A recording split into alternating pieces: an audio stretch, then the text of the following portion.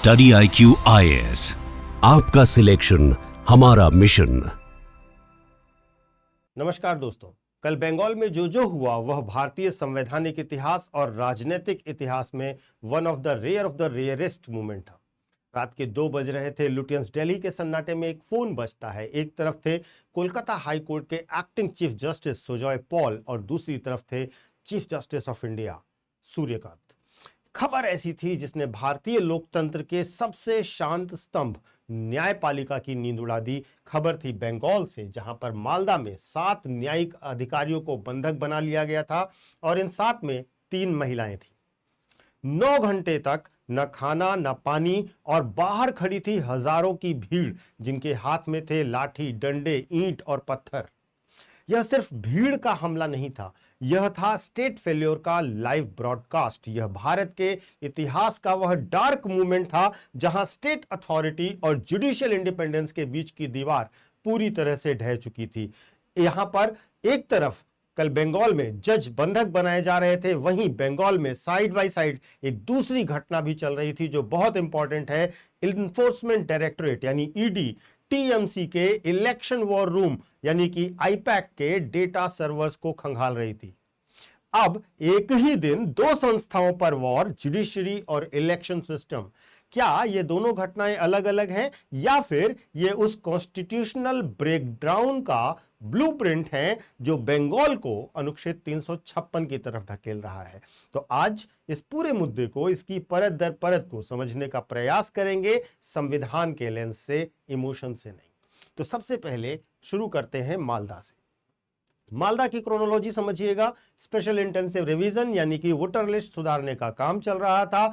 7 जजों, जिनमें 3 महिलाएं भी शामिल थीं, उनको भीड़ ने घेरा और कायदे से जब भीड़ उन्हें घेर रही थी तो राज्य पुलिस को दीवार बनकर खड़ा होना चाहिए था, लेकिन उन्हें बंधक बनाया गया। डीजीपी को फोन किया गया, चीफ सेक्रेटरी तक इंफॉर्मेशन पहुंचाई गई, ना डीएम ना एसपी, कोई 9 घंटे तक वहां पहुंचा ही नहीं। जब मामला चीफ जस्टिस ऑफ इंडिया के सामने पहुंचा तो चीफ जस्टिस ऑफ इंडिया ने जो ऑब्जर्वेशन दिया वो बहुत स्ट्रांग है। उन्होंने सबसे पहले कहा कि यह एब्डिकेशन ऑफ द ड्यूटी है, यानी कि राज्य ने अपने कर्तव्यों का त्याग कर दिया है। और दूसरा, उससे भी बड़ा ऑब्जर्वेशन था, यह हाईली डिप्लोरेबल है, यानी कि राज्य पूरी तरीके से असफल हो चुका है। डीजीपी और चीफ सेक्रेटरी की चुप्पी पर कोर्ट ने यह शब्द इस्तेमाल किया है। और सबसे गंभीर बात यह है कि यहां पर चीफ जस्टिस ऑफ इंडिया को खुद इंटरवीन करके सिचुएशन को हैंडल करना पड़ा है। जब राज्य का एग्जीक्यूटिव यानी कि प्रशासन अपनी ही जुडिशरी को प्रोटेक्शन देने में असफल होता है तो इसको कहा जाता है कॉन्स्टिट्यूशनल वैक्यूम। यह लोकतंत्र का संवैधानिक वैक्यूम बन जाता है। जस्टिस सूर्यकांत का यह कहना कि मशीनरी फेल हो चुकी है, संवैधानिक तंत्र विफल हो रहा है, यह कोई छोटी टिप्पणी नहीं है। यह वह आधार है जिसके आधार पर अनुच्छेद 356 की जमीन तैयार होती है और यह 356 की जमीन को तैयार करने वाली जुडिशियल फाइंडिंग है। इतिहास गवाह है कि जब जब मशीनरी फेल्योर जुडिशियल रिकॉर्ड्स में आ जाता है तब तब केंद्र के पास कॉन्स्टिट्यूशनल इंटरवेंशन की पावर स्वतः आ जाती है, ऑटोमेटिकली आ जाती है। अब कहानी के उस हिस्से पर चलते हैं जहां पर ईडी की रेड हो रही है। ईडी भी बहुत एक्टिव है इस समय बंगाल में। एनफोर्समेंट डायरेक्टरेट ने आईपैक, जो कि ममता बनर्जी की पूरे इलेक्शन मैनेजमेंट को संभाल रही है, उस पर रेड मारी है और रेड भ्रष्टाचार के केस में मारी है। और यहां पर बहुत महत्वपूर्ण है, यहां पर केवल भ्रष्टाचार का मामला नहीं है, यह मामला इलेक्शन इंटीग्रिटी पर सर्जिकल स्ट्राइक का है। ममता बनर्जी खुद भी यह कह रही हैं कि ईडी उनका स्ट्रेटेजी डेटा और कैंडिडेट लिस्ट लेकर गई है। आपको वह इमेज याद होगी जहां पर ममता बनर्जी खुद भागकर आती हैं और फाइल लेकर के चली जाती हैं। इसका मतलब क्या है, मतलब वहां पर हो क्या रहा है? तो यहां पर सबसे पहले समझिए, नैरेटिव कंट्रोल पहला कदम होता है। नैरेटिव कंट्रोल के बाद डेटा को कंट्रोल किया जा रहा है और इन दोनों को कंट्रोल करने के बाद सबसे महत्वपूर्ण बात यह है कि इलेक्शन के आउटकम को इन्फ्लुएंस किया जा रहा है, इनडायरेक्ट इंपैक्ट डाला जा रहा है। इंटेलेक्चुअल एंगल यहां पर यह है कि अगर किसी राज्य में चुनाव होने वाले हों, आप कल्पना करिए, और वहां की रूलिंग पार्टी का इलेक्शन ब्रेन ही जांच के घेरे में हो, तो वहां पर चुनावी मैदान किस तरह से लेवल प्लेइंग फील्ड रह जाएगा। एक तरफ जमीनी हकीकत यह चल रही है कि जजों पर ऑन ग्राउंड हमला हुआ है, उन्हें बंधक बनाया गया है। दूसरी तरफ संस्थागत स्तर पर यानी कि इंस्टीट्यूशनल स्तर पर चुनावी डेटा की जांच चल रही है और ये दोनों इवेंट आइसोलेटेड इवेंट नहीं है। तो एक तरीके से देखिए, ये है सिस्टमेटिक प्रेशर आर्किटेक्चर। केंद्र और राज्य के बीच जो अब तक कोल्ड वॉर चल रही थी वो अब कोल्ड वॉर नहीं रही, यह एक प्रकार से ओपन कॉन्स्टिट्यूशनल वॉरफेयर बन गई है।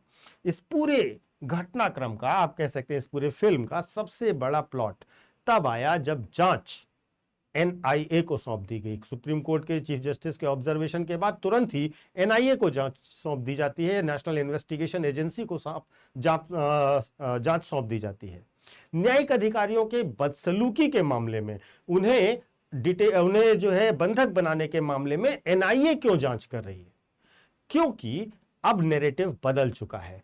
लॉ एंड ऑर्डर से मामला बढ़कर के इंटरनल डिस्टरबेंस की तरफ लाया जा रहा है और जिसे नेशनल सिक्योरिटी का मुद्दा भी बनाया जा रहा है। एनआईए का आना इस बात का संकेत है कि केंद्र ने इसे केवल लॉ एंड ऑर्डर की प्रॉब्लम माना ही नहीं है, उन्होंने माना है कि यह बॉर्डर, इसमें एक बॉर्डर एंगल है, मालदा एक बॉर्डर जिला है और डेमोग्राफिक प्रेशर है इसमें, यहां होने वाली हिंसा को इंटरनल डिस्टरबेंस की कैटेगरी में डालने का प्रयास किया जा रहा है। और ध्यान से समझिएगा और ध्यान से अगर आप इस पूरे इवेंट को देखिएगा, यह लोकल सीआईडी, लोकल पुलिस का मामला था, लेकिन एनआईए जांच कर रही है और जो गिरफ्तारियां, जिनकी आज दिन में न्यूज आ चुकी है, जो गिरफ्तारियां हुई हैं उनको भी आप ध्यान से देखेंगे तो वो आसपास के जिलों से हो रही हैं, काफी बड़े पैमाने पर गिरफ्तारियां हुई हैं। तो यहीं से आप समझने का प्रयास कीजिएगा कि अब हम कॉन्स्टिट्यूशन की तरफ अगर मूव करें तो ये जो पूरा का पूरा सिस्टम बनाया जा रहा है, वहां पर आ जाएगा आपका कॉन्स्टिट्यूशन का आर्टिकल 355, अनुच्छेद 355, क्योंकि 355 कहता है it shall be the duty of the Union to protect every state against external aggression and internal disturbance. इसका मतलब यदि राज्य फेल हो जाए तो केंद्र इंटरवीन करेगा। एनआईए की एंट्री 355 का वह एक्टिवेशन सिग्नल है जो बंगाल को राष्ट्रपति शासन की ओर ढकेल रहा है। यह कोई कोइंसिडेंस नहीं है, यह एक प्रकार से कॉन्स्टिट्यूशनल एस्केलेशन लैडर है, इस पर ध्यान दीजिएगा। तो क्या अगर हम फाइनली कहें बंगाल राष्ट्रपति शासन की तरफ पूरी तरह से बढ़ चुका है और वहां पर राष्ट्रपति शासन लगने वाला है, तो संवैधानिक विशेषज्ञों के अनुसार अगर हम देखें तो 356 लगने के लिए 3 शर्तें आवश्यक हैं। पहला, कॉन्स्टिट्यूशनल मशीनरी कोलैप्स होनी चाहिए, फेल होनी चाहिए। दूसरा, स्टेट गवर्नमेंट विफल होनी चाहिए और तीसरा, इंटरनल डिस्टर्बेंस होना चाहिए। इन तीनों को अगर आप टिक करते हैं तो आप तीनों को समझने का प्रयास कीजिए। जब जुडिशियल ऑफिसर्स को बंधक बनाया जाता है तो सुप्रीम कोर्ट ने बोला मशीनरी ब्रेकडाउन हुई, पहली कंडीशन ब्लू टिक। दूसरा, ग्राउंड पर जजेस होस्टेज हैं, स्टेट गवर्नमेंट की विफलता प्रूफ होती है, वहां के पूरा प्रशासन की मशीनरी की विफलता प्रूफ होती है, दूसरा मामला भी ग्रीन टिक। तीसरा, एनआईए के द्वारा जांच किया जाना और उसको इंटरनल डिस्टर्बेंस की कैटेगरी तक लाना। यह एक टेक्स्ट बुक केस बनता जा रहा है और यहां पर पूरे सिंबल्स ये दिख रहे हैं, पूरे सिग्नल्स ये दिख रहे हैं कि यहां पर 356 की ओर तेजी से बंगाल बढ़ रहा है। लेकिन एक और बात है जिस पर ध्यान देना चाहिए कि क्या यह इतना आसान है? अगर आसान होता तो अब तक यह काम कर दिया जाता।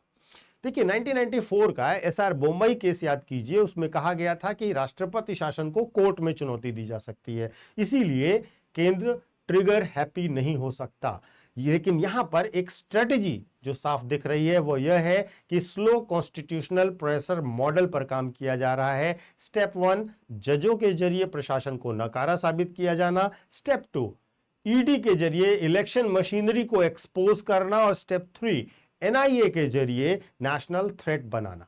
और स्टेप 4, जाहिर सी बात है 356 का प्रयोग करना। अगर नैरेटिव पूरी तरीके से बिल्ड हो गया, पॉइंट्स और फाइंडिंग्स स्ट्रांग हो गए तो 356 लगेगा ही लगेगा।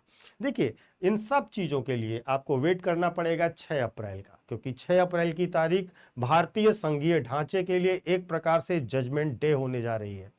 सुप्रीम कोर्ट में जब बंगाल के डीजीपी और चीफ सेक्रेटरी जवाब देंगे तो उनके पास जजों के बंधक बनाए जाने और 9 घंटे की इनएक्टिविटी का कोई ठोस तर्क नहीं होगा। और अगर जवाब कमजोर हुआ तो यह सिर्फ स्टेट की फेल्योर नहीं होगी बल्कि एक फेडरल क्राइसिस बन जाएगा।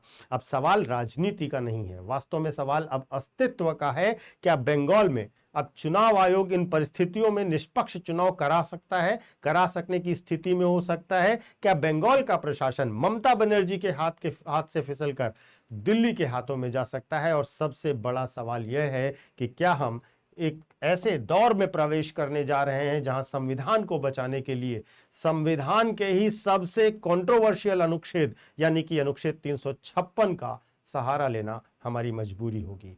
क्या यह कॉन्स्टिट्यूशनल रेस्क्यू होगा या पॉलिटिकल टेक ओवर होगा? Only time will tell. लेकिन यहां पर लड़ाई जो आपको दिख रही है वह लड़ाई सिर्फ ममता बनर्जी और नरेंद्र मोदी की नहीं है, यह लड़ाई जुडिशरी सेफ्टी और स्टेट सॉवरेनिटी की है।